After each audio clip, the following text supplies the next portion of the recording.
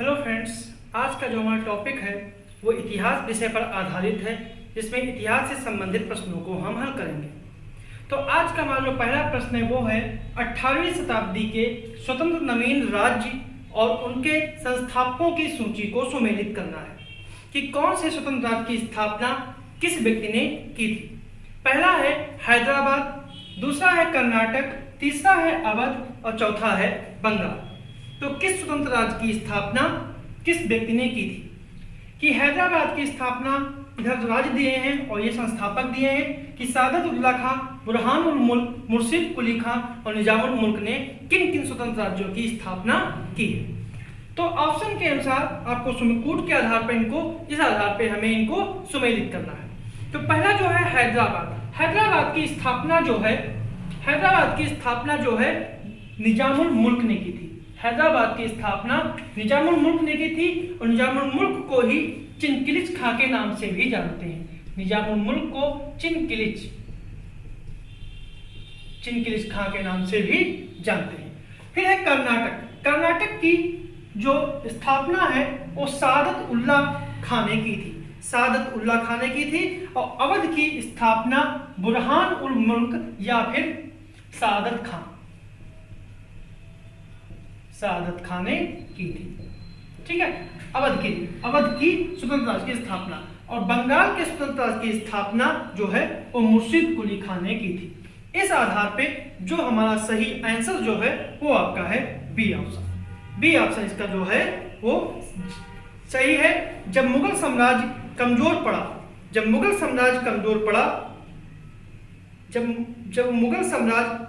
पड़ा तब जाकर इन स्वतंत्र राज्यों की स्थापना हुई, जिसके परिणाम स्वरूप ये राज्य अस्तित्व में आए। अगला प्रश्न है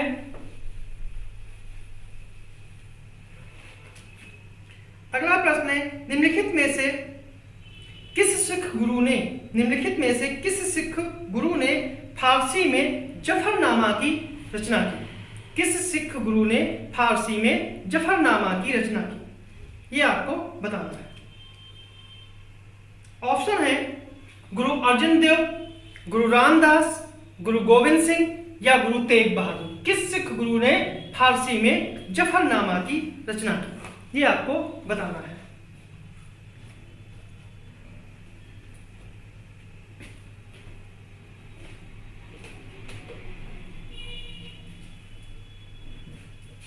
किस सिख गुरु ने फारसी में जफरनामा की रचना की? इसका सही जो आंसर है वो आपका है गुरु गोविंद सिंह। गुरु गोविंद सिंह ने फारसी में जफरनामा की रचना की। जफरनामा का मतलब होता है, जफरनामा का जो अर्थ होता है वो है विजय पत्र। जफरनामा का जो अर्थ होता है वो होता है विजय पत्र। ठीक है, यह 10वें ग्रंथ के रूप का भाग, जो 10वां ग्रंथ है उसका भाग है और गुरु गोविंद सिंह द्वारा मुगल शासक औरंगजेब को लिखा गया था।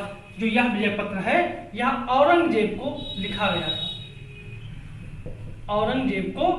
गया था और ये ठीक है, और यह पत्र आध्यात्मिक, कूटनीति और शौर्य की अद्भुत त्रिवेणी के रूप में इसे जाना जाता है। तो कह सकते हैं सिखों के 10वें गुरु गोविंद सिंह ने फारसी में जफरनामा लिखा और यह ग्रंथ जो है वो औरंगजेब को भेजा गया था और इसमें शौर्य, कूटनीति और अध्यात्मता को समावेशित किया गया है। अगला प्रश्न है निम्नलिखित में से किसके शासनकाल में सिंध का अंग्रेजी राज्य में विलय किया गया था? कि किसके शासनकाल में सिंध का अंग्रेजी राज्य में विलय किया गया था, ये बताना है। किसके शासनकाल में सिंध का अंग्रेजी राज्य में विलय किया गया था? ऑप्शन है Lord Ellenborough, Lord Auckland, Lord Hastings या फिर लॉर्ड मैकॉफ। तो किसके शासनकाल में सिंध का विलय किया गया था?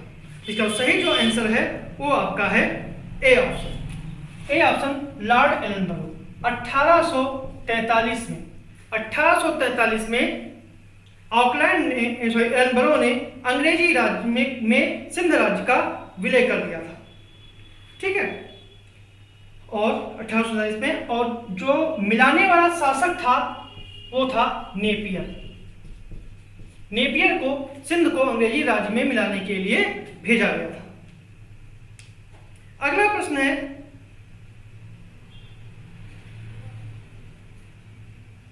कि आंग्ल नेपाल युद्ध से संबंधित निम्नलिखित कथनों पर विचार करिए। निम्नलिखित कथनों पर विचार करिए कि इस युद्ध में का नेतृत्व वारेन हेस्टिंग्स द्वारा किया गया था। दूसरा, गोरखाओं से बातचीत के माध्यम से सुगौली की संधि हुई तथा अंग्रेजों को गढ़वाल कुमायूं के किले तथा तराई का अधिकांश भाग प्राप्त हुआ। और निम्नलिखित विकल्प से में से चुनना है कि केवल एक सही है, केवल दो सही है, दोनों सही है या फिर दोनों गलत है। तो कौन सा सही है ये आपको बताना है, ये आपको बताना है। तो इसका जो सही जो आंसर है वो है कि इस युद्ध का जो नेतृत्व है वो वारेन हेस्टिंग्स का लॉर्ड हेस्टिंग्स ने किया था। लॉर्ड हेस्टिंग्स ने किया था, इसलिए पहला कथन जो है वो पूर्णतया गलत है और दूसरा कथन जो है वो पूर्णतया सही है। दूसरा कथन जो है वो पूर्णतया सही है कि गोरखाओं से बातचीत के माध्यम से सुगौली की संधि हुई थी, जिसके तहत अंग्रेजों को गढ़वाल कुमायूं के किले और तराई का अधिकांश भाग प्राप्त था। इसीलिए इसका जो है वो बी ऑप्शन जो है वो सही है। और सुगौली की जो संधि है, सुगौली की संधि जो है वो 1816 में हुई थी। सुगौली की संधि जो है वो 1816 में हुई थी। अगला प्रश्न है कि निम्नलिखित में से किस वायसराय के द्वारा कृषि एवं वाणिज्य विभाग की स्थापना की गई। प्रश्न है प्रश्न नंबर 5 कि निम्नलिखित में से किस वायसराय के द्वारा कृषि एवं वाणिज्य विभाग की स्थापना की गई थी। Lord Dalhousie, Lord Curzon, Lord Canning या फिर लॉर्ड मेयो। मतलब किस वायसराय के द्वारा वाणिज्य और कृषि और वाणिज्य विभाग की स्थापना की गई थी। इसका सही जो आंसर है वो है लॉर्ड मेयो। डी ऑप्शन का जो है वो पूर्णतया सही है। लॉर्ड मेयो का कार्यकाल 1869 से 1872 तक रहा है। लॉर्ड मेयो का कार्यकाल 1869 से 1872 तक रहा है और 72 में ही कृषि वाणिज्य विभाग की स्थापना की गई थी। 1872 में ही कृषि एवं वाणिज्य विभाग की स्थापना की गई थी लॉर्ड मेयो के द्वारा। और 1872 में ही भारत में पहली जनगणना की जो शुरुआत है वो भी 1872 में ही लॉर्ड मेयो के द्वारा कराई गई थी। अगला प्रश्न है प्रश्न नंबर 6 कि निम्नलिखित में से घटनाओं का सही क्रम चुनना है। निम्नलिखित में से घटनाओं का सही क्रम चुनना है कि इनके आधार पर क्रम से इनको सजाना है कि बाल गंगाधर तिलक की मृत्यु, मांटेग्यू घोषणा, पूना में महिला विश्वविद्यालय की स्थापना और अहमदाबाद में मिल हड़ताल। तो इनका सही क्रम क्या है? ठीक है, तो बाल गंगाधर तिलक की जो मृत्यु है वो हुई थी 1920 में, 1920। मांटेग्यू घोषणा जो है वो हुई थी 1917। पूना में महिला विश्वविद्यालय की जो स्थापना हुई थी वो हुई थी 1916 और अहमदाबाद मिल आंदोलन या मिल हड़ताल जो हुई थी वो 1918। तो ये क्रम जो है इस आधार पे जो हमारे ऑप्शन के अनुसार सही आंसर है वो आपका है ए, 3, 2, 4 और 1। ठीक है, अगला प्रश्न है निम्नलिखित में से किसके द्वारा इलाहाबाद का कंपनी साम्राज्य में विलय किया गया। मतलब किसके द्वारा विलय किया गया।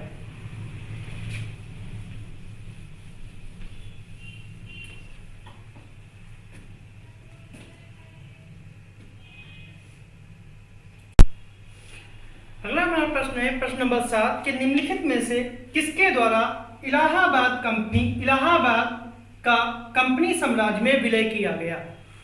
ऑप्शन है Lord Dalhousie, Lord Wellesley, Warren Hastings या फिर सर जॉन सोर।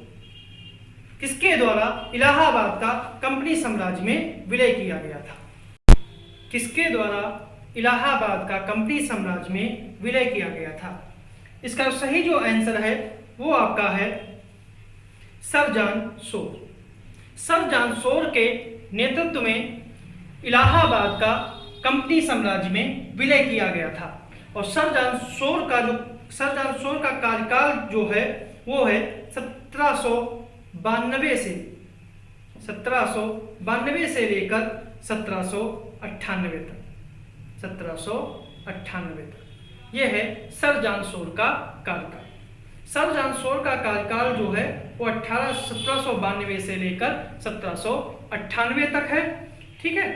और 1857 के प्रथम स्वतंत्रता संग्राम में इलाहाबाद भी सक्रिय रहा था और 1904 से 1949 तक, 1904 से लेकर 1949 तक संयुक्त प्रांत की राजधानी भी इलाहाबाद रहा है।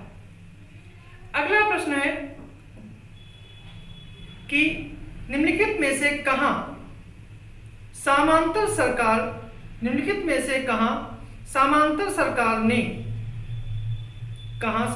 सरकार ने सशस्त्र विद्युत वाहिनी का गठन किया था?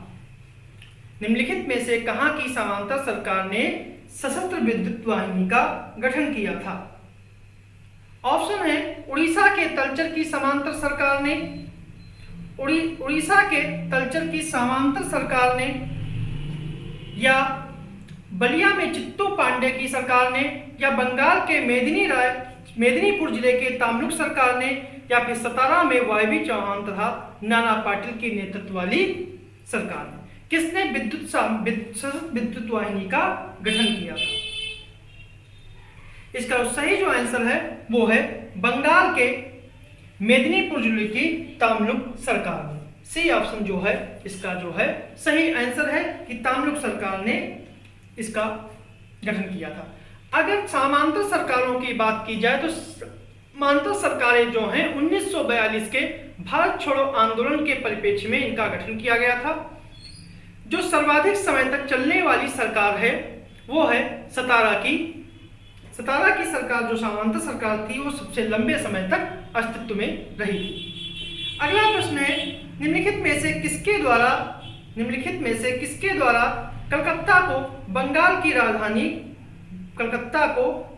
राजधानी घोषित की गई थी? ऑप्शन है वारेन हेस्टिंग्स के द्वारा, ठीक है, वारेन हेस्टिंग्स के द्वारा, या फिर रॉबर्ट क्लाइव के द्वारा, या फिर लॉर्ड क्लाइव के द्वारा, लॉर्ड कॉर्नवालिस के द्वारा, या फिर लॉर्ड जॉन लॉरेंस के द्वारा, कि कलकत्ता को बंगाल की राजधानी किसके द्वारा घोषित की गई थी? तो इसका सही जो आंसर है कि 1698 में 1698 में जॉर्ज चारनाक, एक अंग्रेज व्यक्ति जॉर्ज चारनाक ने अजीम मुस्सान, ये बंगाल के नवाब थे, अजीम मुस्सान से सूतानाती, कलिकाता और गोविंदपुर, सूतानाती, कलकत्ता और गोविंदपुर को प्राप्त करके कलकत्ता की स्थापना की थी। 1698 में जॉर्ज चारनाक ने अजीम मुस्सान से सूतानाती, कलकत्ता और गोविंदपुर नामक 3 गांव प्राप्त किए थे और 3 गांवों को मिलाकर ही इसने जॉर्ज चारनाक ने कलकत्ता का गठन किया था। कलकत्ता का वारेन हेस्टिंग्स जब 1773 में बंगाल का गवर्नर बनकर भारत आया, बंगाल का पहला गवर्नर जनरल बनकर भारत बना, तो इन्होंने क्लाइव द्वारा द्वैत शासन को समाप्त किया और कलकत्ता को साथ में ही बंगाल की राजधानी घोषित की। इसलिए इसका सही जो आंसर है वो आपका वारेन हेस्टिंग्स है। ठीक है। अगला प्रश्न है मेरठ संयुक्त केस से संबंधित निम्नलिखित कथनों पर, मेरठ षड्यंत्र केस से संबंधित प्रश्नों पर आपको आंसर देना है कि सम्राट को भारत की प्रभुसत्ता से वंचित करने का प्रयास करने के कारण श्रमिक नेताओं पर मुकदमा चलाया गया, और दूसरा है इस मुकदमे को पूरे संसार में बहिष्कृत किया गया था। इस मुकदमे को पूरे संसार में बहिष्कृत किया गया था। इसके ऑप्शन है केवल एक, केवल दो, दोनों या दोनों नहीं। कौन सा इसमें सही है कि सम्राट की प्रभुसत्ता से वंचित करने का प्रयास करने के कारण श्रमिक नेताओं पर मुकदमा चलाया गया था। इस मुकदमे को पूरे संसार ने के द्वारा इस आंदोलन का बहिष्कार किया, इस मुकदमे का बहिष्कार किया गया था। और दूसरा है इसी में है कि श्रमिक आंदोलन पर भी इसका सकारात्मक प्रभाव पड़ा था। तो इसका कौन सा जो है ऑप्शन वो सही है। इसका जो सही है मार्च 1929 में जो तिथि है वो है मार्च 1929। मार्च 1929 में 31 श्रमिक नेताओं को बंदी बनाकर मेरठ लाया गया। 31 मजदूरों को 31 मजदूरों को बंदी बनाकर मेरठ लाया गया। इसी कारण से मेरठ षड्यंत्र के नाम से जाना जाता है। उन पर आरोप लगाया गया था कि वो ब्रिटिश सम्राट की भारत की प्रभुता पर वंचित करने का प्रयास कर रहे हैं। तो इसका जो है वो पहला कथन जो है वो पूर्णतया सही है। दूसरे कथन की बात करें कि इस मुकदमे को पूरे संसार में बहिष्कार किया गया था, ठीक है। तो इस मुकदमे को पूरे संसार में समर्थन तो मिला, लेकिन इस आंदोलन मतलब इससे श्रमिक आंदोलन पर इसका सकारात्मक प्रभाव ना पड़कर इसका नकारात्मक प्रभाव पड़ा था। इसलिए दूसरा कथन जो है ये पूर्णतया गलत है, ठीक है। और क्योंकि इसके बाद श्रमिकों की सक्रियता में कमी आई थी और साथ में ही अखिल भारतीय ट्रेड यूनियन कांग्रेस का में विभाजन हो गया। अगला प्रश्न है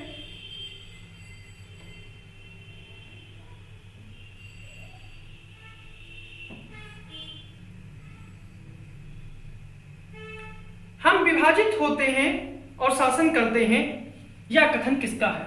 हम विभाजित होते हैं और वह शासन करते हैं, यह कथन किसका है? ऑप्शन है महात्मा गांधी, आगा खां, अबुल कलाम आजाद या फिर मौलाना मोहम्मद अली। यह कथन किसका है कि हम विभाजित होते हैं और वह शासन करते हैं, यह कथन किसका है?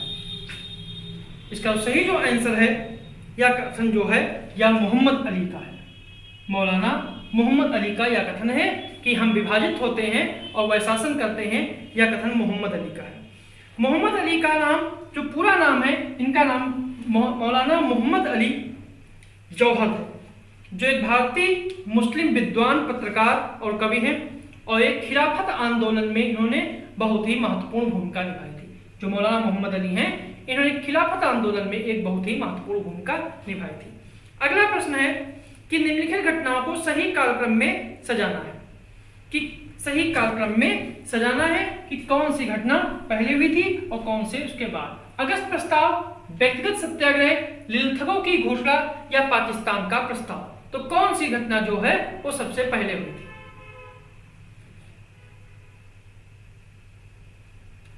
इसका सही जो आंसर है वो है अगस्त प्रस्ताव जो है वो 1940 में आया था, 8 अगस्त 1940।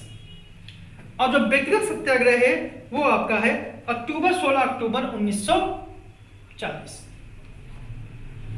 16 अक्टूबर 1940 और ये था 8 अगस्त। लिलथगो की जो घोषणा थी वो थी 1939, जो घोषणा की थी कि भारत को सेकेंड वर्ल्ड वॉर में शामिल किया था। और पाकिस्तान का जो प्रस्ताव था वो मार्च 1940 में आया था, मार्च 1940 में आया था। इस आधार पे जो हमारा सही आंसर है वो आपका ए ऑप्शन है। अगला प्रश्न है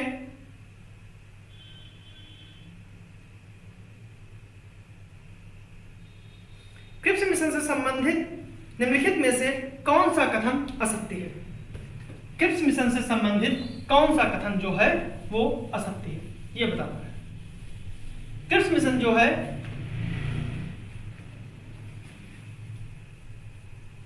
पहला है भारत को डोमिनियन स्टेट्स का दर्जा दिया जाएगा। दूसरा है भारत संघ की स्थापना की जाएगी। तीसरा, भारत को संघ से अलग होने का अधिकार नहीं दिया गया। और चौथा है इस दौरान भारत की सुरक्षा का दायित्व जो है वो ब्रिटेन के हाथों में होगा। तो क्रिप्स मिशन से संबंधित कौन सा कथन जो है वो गलत है।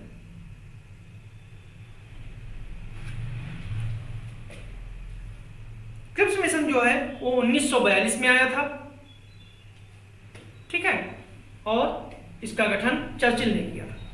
तो क्रिप्स मिशन जो सही नहीं है वो है प्रांतों को संघ से अलग होने का जो है वो अधिकार था, जबकि इसमें है कि प्रांतों को संघ से अलग होने का कोई अधिकार नहीं है, इसलिए यही कथन गलत है। बाकी अन्य कथन जो है वो सही है। अगला प्रश्न है निम्नलिखित में से किस शिष्टमंडल के द्वारा कर्जन ने तिब्बत का तत्कालीन भारतीय ब्रिटिश प्रांत में पूर्ण विलय कर लिया। मतलब लॉर्ड कर्जन ने किस शिष्टमंडल के द्वारा तिब्बत का भारतीय ब्रिटिश प्रांत में विलय कर लिया, ये आपको बताना है। ऑप्शन है यंग हस्बैंड शिष्टमंडल, डेन शिष्टमंडल या मैकलम शिष्टमंडल या फिर डॉक्टर अंसारी शिष्टमंडल। इसका सही जो आंसर है वो आपका है यंग हस्बैंड शिष्टमंडल। यंग हस्बैंड शिष्टमंडल जो है वो कर्जन ने तिब्बत में 1903 में भेजा था। 1903 में इसे भेजा था। और डेन शिष्टमंडल जो है वो 1904 में काबुल गया था। यंग हस्बैंड कहाँ गया था? तिब्बत में। और डेन शिष्टमंडल जो है 1904 में काबुल गया था। और मैकलम शिष्टमंडल को लॉर्ड मिल्टन ने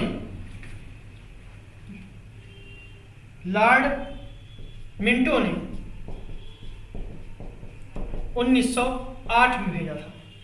लॉर्ड मिल्टन ने 1908 में ईरान भेजा था। और डॉक्टर अंसारी को लिनथगो ने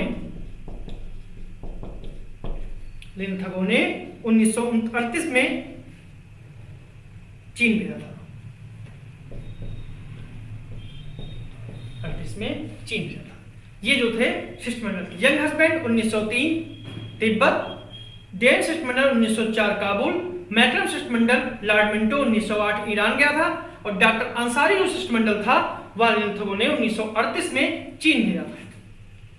अगला प्रश्न है निम्नलिखित ब्रिटिश कालीन कानूनों को उनके कालक्रम में सजाइए। उनके कालक्रम में सजाइए।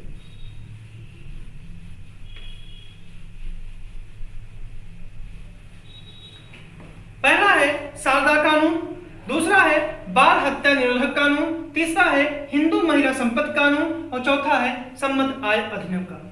तो इसमें सजाना है कि कौन सा कानून की कालक्रम के अनुसार सजाना है। तो जो बाल हत्या निरोधक कानून है वो 1802 में आया था। 1802 में। और इस समय जो गवर्नर थे वो थे लॉर्ड वेलेस्ली। फिर इसके बाद जो आया था वो है सम्मत आय अधिनियम 1891। 1891 लॉर्ड लैंसडाउन। फिर आपका है सादा कानून। सादा कानून जो आया था 1930 में आया था। और उस समय गवर्नर थे लॉर्ड इरविन। 1930 Lord Irwin. और हिंदू महिला संपत्ति कानून जो आया था वो आया था 1837 में। 1837 में। और उसमें गवर्नर थे ऑकलैंड।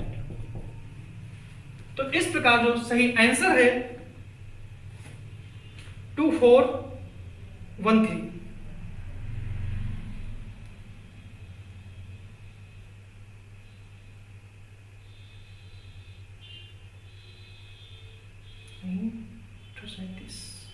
हिंदू महिला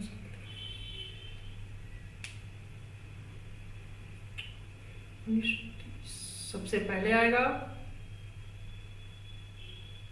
1802, 2 4 3 2 4 1 3, हाँ 2 4 1 3, डी ऑप्शन का सही है। अगला प्रश्न है, नीचे दिए गए संगठन उनके संस्थापकों से सुमेलित करना है, उनके संस्थापकों से सुमेलित करना है।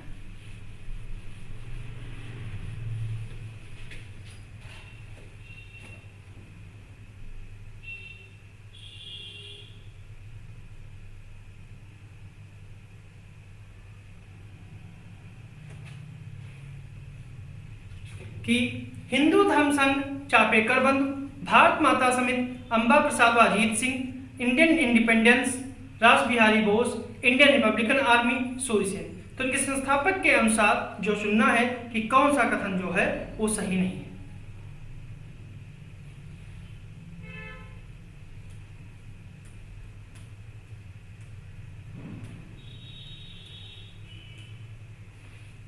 इसका सही जो आंसर है, इसका जो सही आंसर है वो आपका है B option, B option. Bharat Mata Samiti जो है, भारत माता जो समिति है, भारत माता की समिति की स्थापना 1904 में, 1904 में J.M.. Chatterjee, J.M.. Chatterjee, J.M.. Chatterjee, Nilkanth ब्रह्मचारी, नीलकांत ब्रह्मचारी और वाची अय्यर ने की थी, वाची अय्यर ने की थी। 1904 में भारत माता समिति की स्थापना 1904 में जे.एम. चटर्जी, नीलकांत ब्रह्मचारी और वाची अय्यर ने की थी। जबकि अम्बा प्रसाद और अजीत सिंह ने, अम्बा प्रसाद और अजीत सिंह ने, ये इन्होंने भी भारत माता किसी संस्था की स्थापना की, भारत माता संस्था की स्थापना की है, लेकिन इन्होंने 1907 में पंजाब में इन्होंने भारत माता सोसाइटी की स्थापना की है, सोसाइटी की स्थापना की है, ना कि समिति की स्थापना। तो इसलिए इसका सी ऑप्शन, बी ऑप्शन जो है वो गलत है। अगला प्रश्न है कि निम्नलिखित में से भारत के वस्त्र को निर्यात की वस्तु बनाने का श्रेय किसको जाता है? भारत के वस्त्रों को निर्यात की वस्तु बनाने का श्रेय किसको जाता है? ऑप्शन है डच, ब्रिटिश, पुर्तगाली या फिर डेनिश। भारत के वस्त्र को निर्यात की वस्तु बनाने का श्रेय किसको जाता है? डच को, ब्रिटिश को, पुर्तगाली को या फिर डेनिश को। इसका सही जो आंसर है वो है ए ऑप्शन, डच। डच जो है, डचों की जो व्यापारिक व्यवस्था है, डचों की जो व्यापारिक व्यवस्था है, डचों की जो एक व्यापारिक व्यवस्था है, इसका उल्लेख 1772 में मिलता है, 1772 में मिलता है और इसको एक नाम दिया गया था, इसका नाम है कार्टेल पद्धति। जो अस्थायित है उसको कहाँ मिलता है? 1772 में, और एक कार्टेल पद्धति पर आधारित है, कार्टेल पद्धति पे आधारित है। अगला प्रश्न है कि निम्नलिखित में से किसे पुर्तगाली साम्राज्य का वास्तविक संस्थापक कहा जाता है? निम्नलिखित में से किसे पुर्तगाली साम्राज्य का वास्तविक संस्थापक कहा जाता है? ऑप्शन है Vasco D gamma, Albuquerque, Francis de Almeida या फिर नीनो डी कुन्हा। जिसका सही जो आंसर है वो है बी ऑप्शन, अल्फासो डी अल्बुकर्क जो है वो पुर्तगाली साम्राज्य का वास्तविक संस्थापक के रूप में जाना जाता है। अगला प्रश्न है निम्नलिखित में से किसे फोर्ट विलियम का पहला प्रेसिडेंट बनाया गया था? ऑप्शन है Gerald Aungier, George Charnock, Charles Eyre या फिर जॉन सुलमन। किसे फोर्ट विलियम का पहला प्रेसिडेंट बनाया गया था? इसका सही जो आंसर है वो आपका है सी, चार्ल्स आयर, फोर्ट विलियम का पहला प्रेसिडेंट।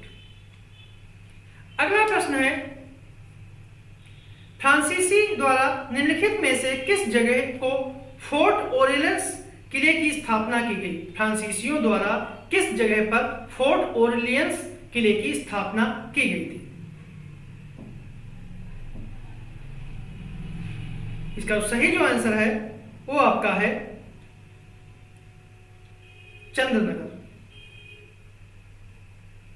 फ्रांसीसियों ने बंगाल के नवाब शाइस्ता खां से जो इसे 1673 में इसे किराए पर लिया था बंगाल के नवाब से, ठीक है, और इसे जो किला बनाया उसी को फोर्ट ओरलेंस कहते हैं। जबकि पांडिचेरी में फ्रांसीसियों ने जो किला बनाया था उसे फोर्ट लुई कहते हैं। अगला प्रश्न है कि ब्रिटिश इंडिया कंपनी के निम्नलिखित कैप्टन के द्वारा मुगल दरबार में व्यापार के लिए प्राप्त आज्ञा पत्र का सही क्रम क्या है? Captain Middleton, sir Thomas Roe, captain Hawkins या फिर कैप्टन बेस्ट? तो इसका सही जो आंसर है 1608 में आया था कैप्टन हॉकिंस। 1608 में कैप्टन हॉकिंस, जिसने मुगल सम्राट से सूरत में फैक्ट्री खोलने की इसको इजाजत मिली थी। 1611 में कैप्टन मिडलटन आया। 1611 में कैप्टन मिडलटन आया और इसे व्यापार करने की अनुमति मिली। 1613 में कैप्टन बेस्ट आए। 1613 में कैप्टन बेस्ट आए और इन्हें सूरत में स्थायी कारावास स्थापित करने की अनुमति मिली। और 1615 में सर थॉमस रो आए, ठीक है, जिन्हें मुगल साम्राज्य के जो संपूर्ण भारत, मुगल साम्राज्य का जो भारत था, ठीक है, उसके सभी भागों में व्यापार करने और फैक्ट्री स्थापित करने की अनुमति मिली। तो इस प्रकार जो सही जो आंसर है वो आपका जो है वो है ए ऑप्शन। ए ऑप्शन जो है ये इसका पूर्णतया सही है। अगला प्रश्न है,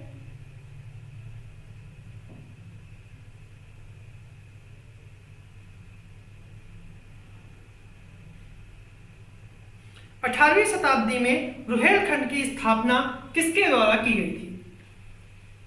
18वीं शताब्दी में रुहेलखंड की स्थापना निम्नलिखित में से किसके द्वारा की गई थी? सादतुल्लाह खां, हाफिज रहमत खां, अलीवर्दी खां या फिर अली मोहम्मद खां?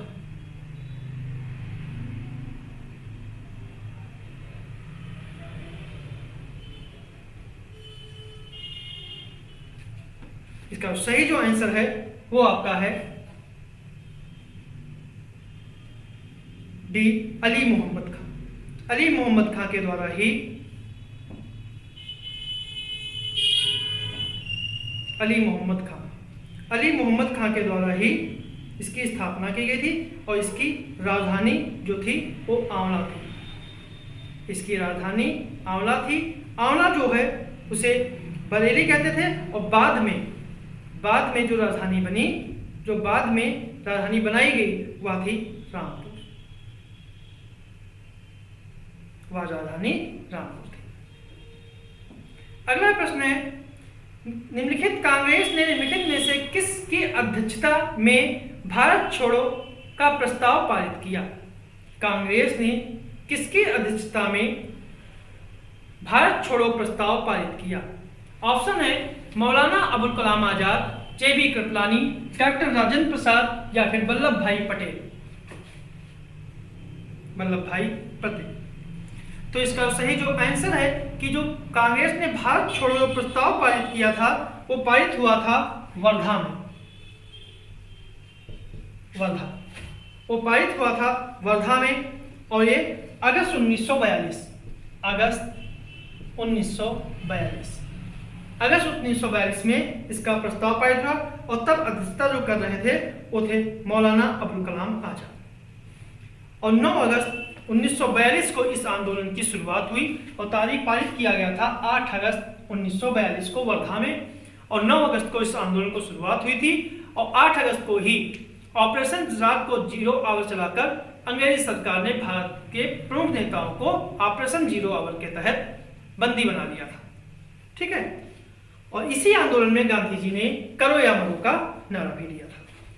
अगला प्रश्न है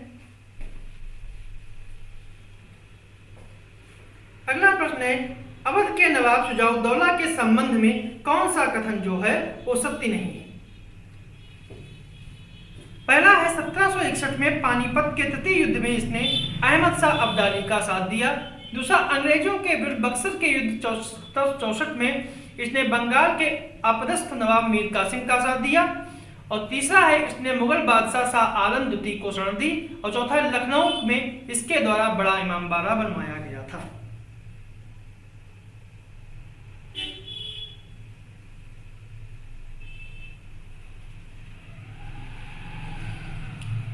इसका जो सही आंसर है वो आपका है डी ऑप्शन। डी ऑप्शन इसलिए सही है क्योंकि नवाब शुजाउद्दौला के बाद इसका बेटा बना था शासक अस्फाउद्दौला, उसी ने बड़े इमामबाड़े का निर्माण कराया था। ठीक है, ना कि शुजाउद्दौला ने।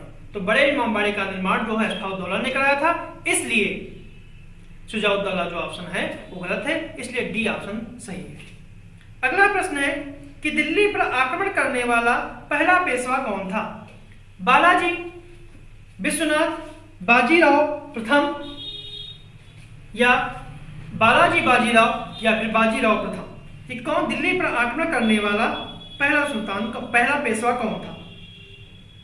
इसका सही जो आंसर है वो आपका है बी ऑप्शन, बाजीराव प्रथम। मतलब बी ऑप्शन जो है इसका सही आंसर है, क्योंकि 1737 में पहली बार किसी पेशवा ने दिल्ली पर आक्रमण किया था।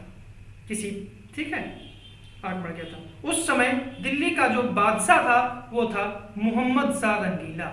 मोहम्मद शाह रंगीला। जब दिल्ली पर आक्रमण किया गया था उस समय मोहम्मद शाह रंगीला जो था वो दिल्ली का मुगल बादशाह था। और बालाजी बाजीराव के समय जो बालाजी बाजीराव हैं, बालाजी बाजीराव, इनके समय जो हुआ था वो 1761 में पानीपत का तीसरा युद्ध हुआ था अहमद शाह अब्दाली और मराठों के बीच, जिसमें मराठों की हार हुई थी। और पानीपत के तीसरे युद्ध का आंखों देखा जो वर्णन किया था वो काशीराज पंडित ने किया था। अगला प्रश्न है कि निम्नलिखित में से किस मुगल कालीन शासक के समय अंग्रेजों ने दिल्ली पर कब्जा कर लिया। आलमगीर सेकंड, शाह आलम द्वितीय, अकबर सेकंड, या फिर बहादुर शाह सेकंड। किसके शासनकाल में अंग्रेजों ने दिल्ली पर कब्जा किया। इसका सही जो आंसर है वो आपका है शाह आलम द्वितीय। बी ऑप्शन इसका सही है 1803। अगर प्रश्न ये है कि अंग्रेजों ने किस समय कब्जा किया था, तो 1803 में किया था। अगला प्रश्न है निम्नलिखित में से कौन सा युद्ध सप्तवर्षीय युद्ध का एक हिस्सा है। कौन सा युद्ध सप्तवर्षीय युद्ध का हिस्सा है। प्रथम कर्नाटक युद्ध, द्वितीय कर्नाटक युद्ध, तृतीय कर्नाटक युद्ध, या फिर वांडीवास, या फिर वांडीवास।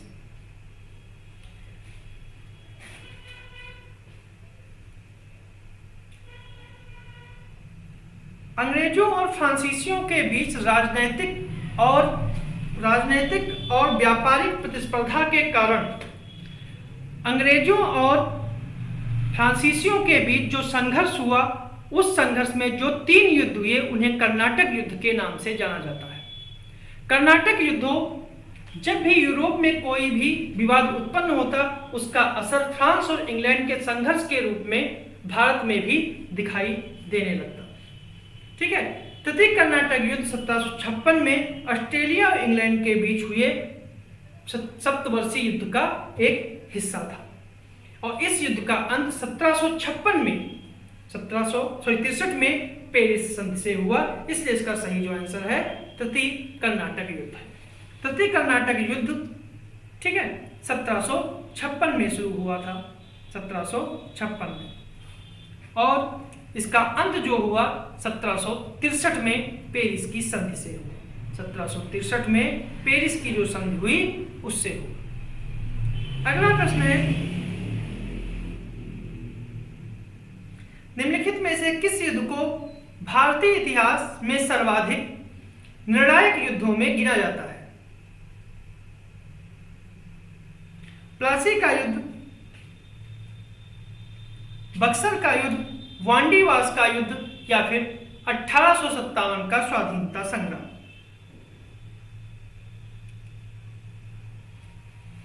कौन सा इसमें सही है? प्लासी का युद्ध जो था वो 1757 में सिराजुद्दौला और अंग्रेजों के बीच हुआ था, 23 जून 1757। इन सभी युद्धों में प्लासी का युद्ध सर्वाधिक महत्वपूर्ण था, क्योंकि इसी युद्ध ने भारत की अगले 200 वर्षों के लिए एक नीति निर्धारित कर दी थी, जिसके कारण इस युद्ध में अंग्रेजों ने सिराजुद्दौला को पराजित किया। इस युद्ध के पश्चात अंग्रेज कंपनियां बंगाल में राजनीतिक शक्ति बनकर उभरी, ठीक है, उन्होंने और पूरे भारत में नव निर्माता की भूमिका निभाई। तो इसलिए से इसका जो सही जो आंसर है वो आपका है प्लासी का युद्ध। इसका सही जो आंसर है वो है प्लासी का युद्ध। ए ऑप्शन का जो है वो सही है। प्लासी का युद्ध 23 जून 1757 में ये युद्ध हुआ था। अगला प्रश्न है, बंगाल के निम्नलिखित में से किस नवाब ने अपनी सेना को यूरोपीय मॉडल पर शुद्धिकरण किया, मतलब कि मजबूत किया?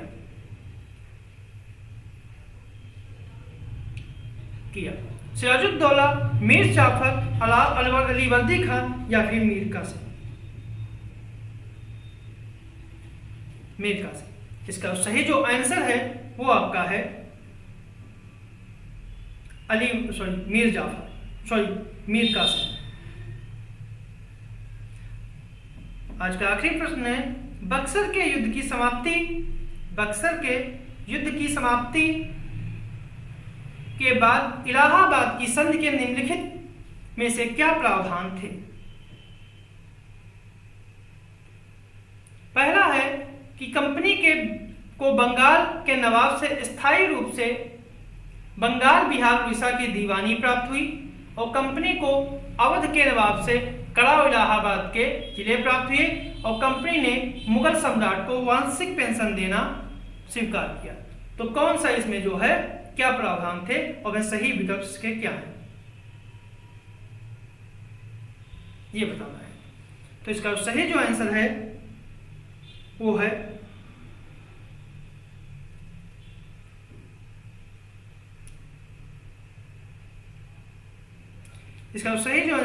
है बी ऑप्शन, केवल 2 और 3। पहला इसलिए गलत है क्योंकि कंपनी को बंगाल के नवाब से स्थायी रूप से बंगाल, बिहार, उड़ीसा की दीवानी प्राप्त नहीं हुई, यह हुई थी दिल्ली के मुगल सम्राट से उन्होंने मुगल सम्राट शाह